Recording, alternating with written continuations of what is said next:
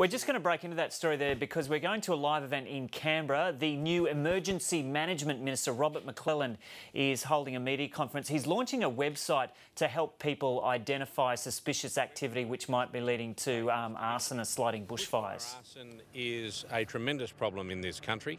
The Australian Institute of Criminology estimates that it is probably responsible for about 50% of fires.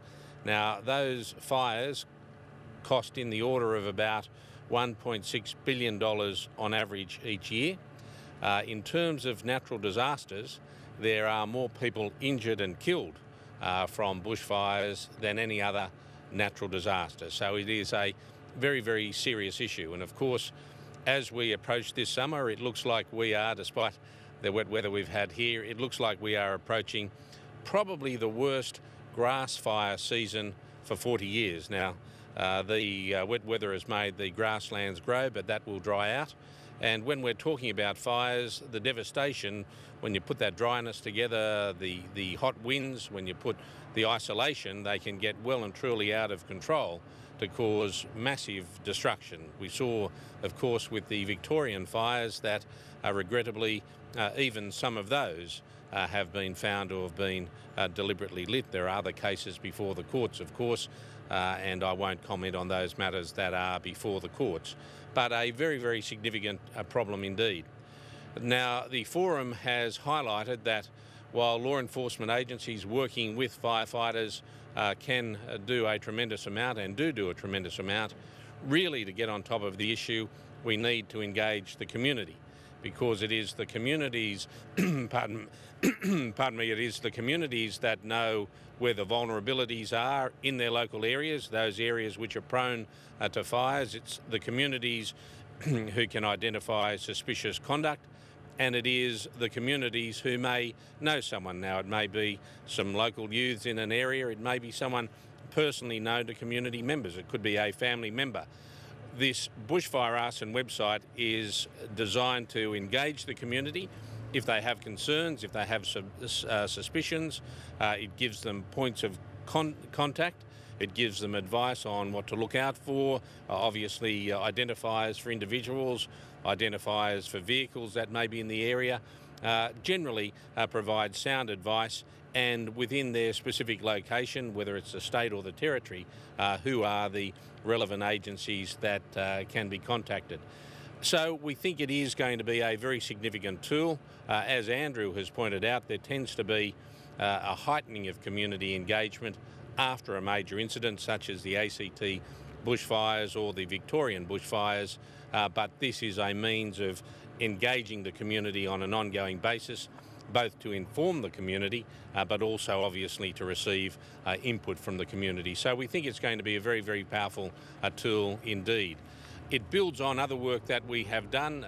Recently, we have announced through using the resources of CrimTrack, a flagging system so that we can identify against those persons who have a criminal record, those who are suspected on a reasonable basis of being involved in bushfire arson.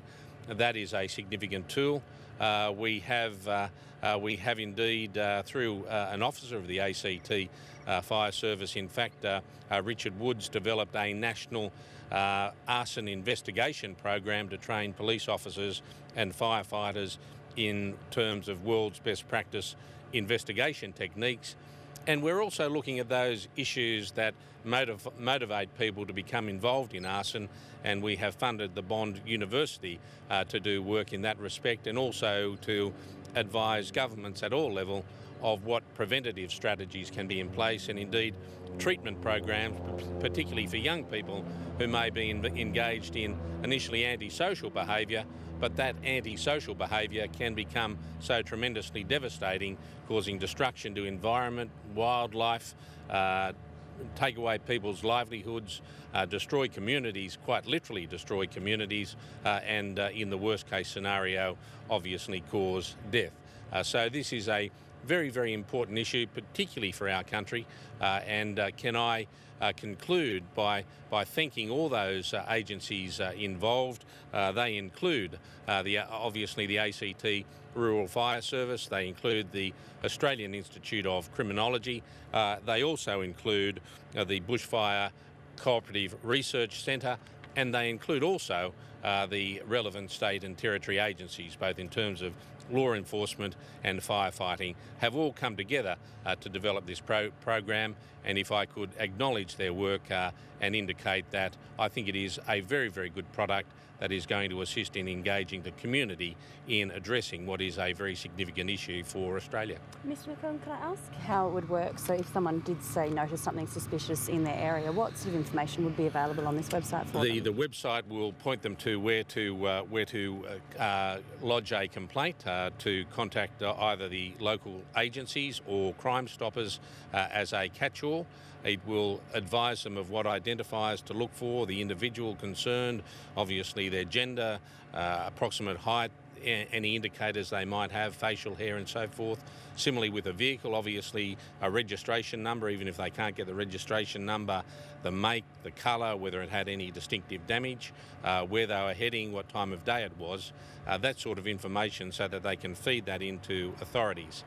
There's also advice as to how they can obtain information from their local services as to what burning off activities may be taking place, so that they can minimise the risk of arson in their area by taking preventative measures, and it explains to them what sort of work is happening in those areas as well. Now, you said there could be a greater incidence of grass fires around the country. Can you tell us which states and territories may be worst affected? Yes, it's going to be essentially in the southeast, well really from Queensland down through New South Wales, Victoria and South Australia. Now, the floods that we had last year have the effect of increasing the vegetation, which vegetation dries out in the summer months, increasing the risks of the grass fires. So one event leads to another, but clearly there needs to be preparations for that. So are you confident that those states are prepared?